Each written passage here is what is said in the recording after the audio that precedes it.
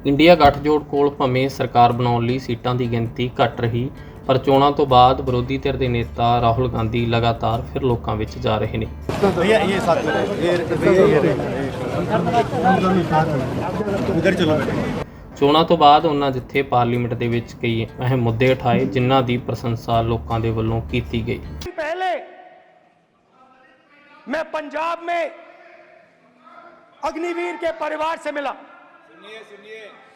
अग्निवीर के परिवार से मिला। छोटा सा घर था, छोटा सा घर था।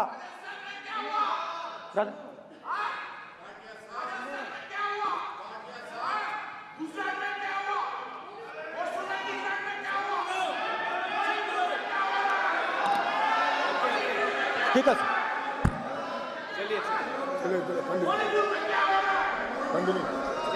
छोटे से घर में अग्निवीर शहीद हुआ, लैंडमाइन ब्लास्ट में शहीद हुआ। मैं उसे शहीद कह रहा हूं, मगर हिंदुस्तान की सरकार उसे शहीद नहीं कहती।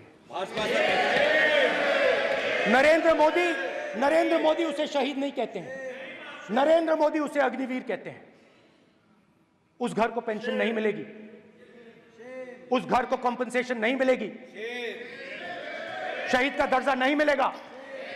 और बेचारे बैठे हुए थे, 3 बहनें थी, एक साथ बैठी हुई थी, रो रही थी। आम जवान को पेंशन मिलेगी, जरूर दुख होगा, मगर हिंदुस्तान की सरकार आम जवान की मदद करेगी। मगर अग्निवीर को जवान नहीं कहा जा सकता। अग्निवीर यूज एंड थ्रो मजदूर है। और आप उससे कहते हो, उसको आप 6 महीने की ट्रेनिंग देते हो, 6 महीने की ट्रेनिंग देते हो। दूसरी तरफ चाइना के जवान को 5 साल की ट्रेनिंग मिलती है। राइफल लेकर उसके सामने खड़ा कर देते हो, उसके दिल में भय पैदा करते हो। एक जवान और दूसरे जवान के बीच में फूट डालते हो कि एक को पेंशन मिलेगी, एक को शहीद का दर्जा मिलेगा, दूसरे को नहीं मिलेगा। और फिर अपने आप को देशभक्त कहते हो। ये कैसे देशभक्त हैं?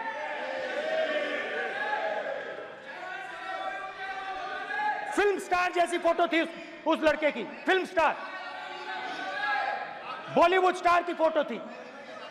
मैं सोच रहा था, देखो इस युवा ने जान दी। Speaker sir, speaker sir, speaker sir देखिए,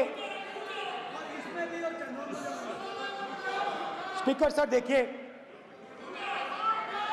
राजनाथ सिंह जी की एक राय है, मेरी एक राय है।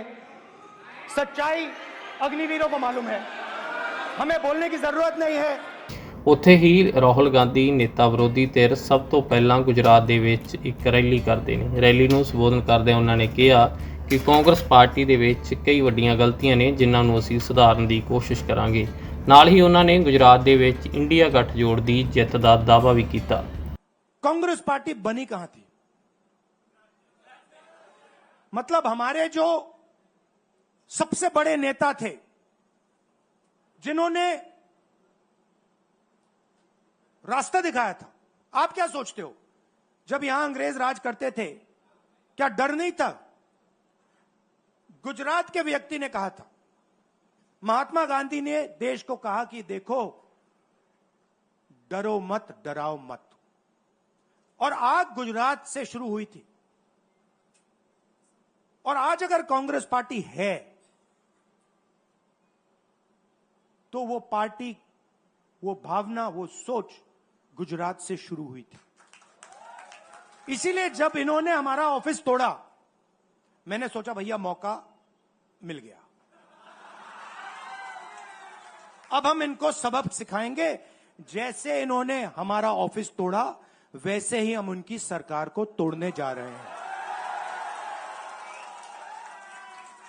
अच्छा, अब मैंने डरो मत की बात करी, मगर एक शिकायत भी है। एक शिकायत भी है, यह भी नहीं है कि कांग्रेस पार्टी गुजरात में कमियां नहीं है, ये कहना पड़ेगा, कहना पड़ेगा। कमी क्या है?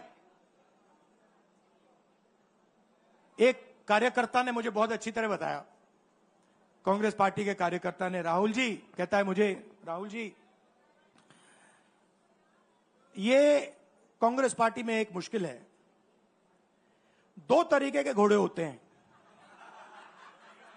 एक रेस का घोड़ा होता है, दूसरा शादी का घोड़ा होता है। ये आप कभी कभी कांग्रेस पार्टी क्या करती है, रेस के घोड़े को शादी में भेज देती है और शादी के घोड़े को रेस में लगा देती है। तो उसने कहा ये आप बंद करा दीजिए, रेस के घोड़े को आप रेस दौड़ाइए और शादी के घोड़े को आप शादी में भेजिए। तो ये हमें गुजरात में करना है।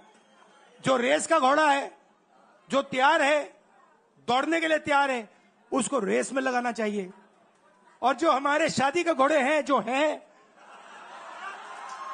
वो हैं, उनको हमें शादी में बारात में नचा देना चाहिए। तो अब मेरा कहना है कि यह काम सीरियसली करना है। हम पिछले चुनाव में, आप भी जानते हो, मैं भी जानता हूं कि हम बीजेपी से पिछले चुनाव में नहीं लड़े थे, ठीक से नहीं लड़े थे। उससे पहले चुनाव में 2017 में हम 3 महीने कह लो, 4 महीने कह लो, 4 महीने 3 महीने हम लड़े और नतीजा आपने देखा। आपने देखा, गुजरात के सीनियर नेताओं ने मुझे बस में कहा, मैं बता रहा हूं आपको इनसाइड ट्रैक, मुझे बस में कहा कि राहुल जी गुजरात में हमें 40 सीटें मिलेंगी। मैंने उनसे कहा 40 नहीं, हम चुनाव जीतने जा रहे हैं। और 16 सीट से हम चुनाव हारे। अब 3 साल है, 3 महीने में हम फिनिश लाइन तक पहुंच गए थे। 3 साल में हम फिनिश लाइन को मतलब उधर पीछे छोड़ के निकल जाएंगे। मैं आपको यहां कह रहा हूं कि आप लोग गुजरात में कितने साल बाद, 30 साल हो गए, 30 साल हो गए। मैं आपको बता रहा हूं, मानो ना मानो, आप में से 50% अभी मान रहे हैं और 50% कह रहे हैं नहीं भैया नहीं होगा। जो 50% मान रहे हैं, मैं आपसे बात कर रहा हूं, जो 50% मान रहे हैं, मैं आपसे बात कर रहा हूं।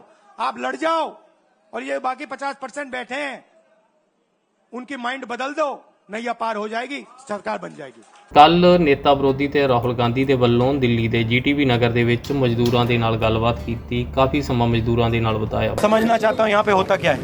सर ये मजदूर आदमी बैठे हुए हैं यहाँ पर, कोई कारपेंटर है, कोई पेंटर है, कोई लकड़ी का काम करता है, ये सभी इस तरीके के हैं। आपको मतलब एक दिन का काम मिलता है या 5, 10, 15 दिन का काम?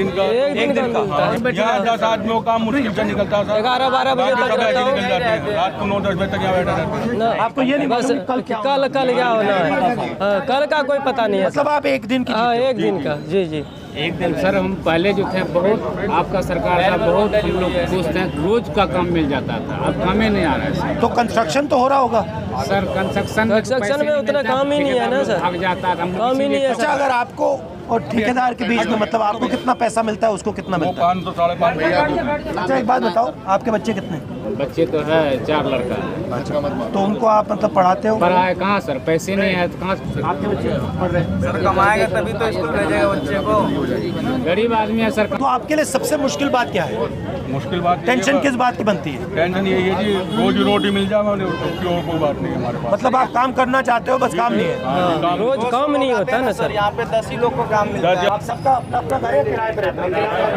किराए पे सब, मेरा भी, मैं भी किराए पे सर। किराया कितना लगता है आपका? सर 3,500 लगता है। सर 3,500 लगता है, बिजली बिल अलग से सर। हम लोग बिजली का बिल कितना आता है? ये महीने का अभी तो गर्मी का मौसम है, 700-800 आ जाता है सर। कुल मिला के जब से ये सरकार आई है, जब से मजदूर आदमी की आपत्ति आप कुल मिला के सबसे ज्यादा परेशानी है सर। 99% हो रहा है, 1% सरकार सबकी भाषण में कह ही दिया था कि मजदूर को गरीबी हटा दूंगा, तो गरीबी क्या हटाए, वो तो गरीबी हटाने की कोशिश है। चले हाँ जी चलो चलिए जी। ਵਿਰੋਧੀ ਧਿਰ ਦੇ ਨੇਤਾ ਬਣੇ ਰਾਹੁਲ ਗਾਂਧੀ ਨੂੰ ਤੁਸੀਂ ਕਿਵੇਂ ਵੇਖਦੇ ਹੋ? ਕਮੈਂਟ ਕਰਕੇ ਜ਼ਰੂਰ ਦੱਸਣਾ। ਦੇਖਦੇ ਰਹੋ ਵੀ ਸੋਸ਼ਲ। ਮੈਂ ਮਨਪ੍ਰੀਤ ਰਾਮਲਵਾਸ, ਧੰਨਵਾਦ।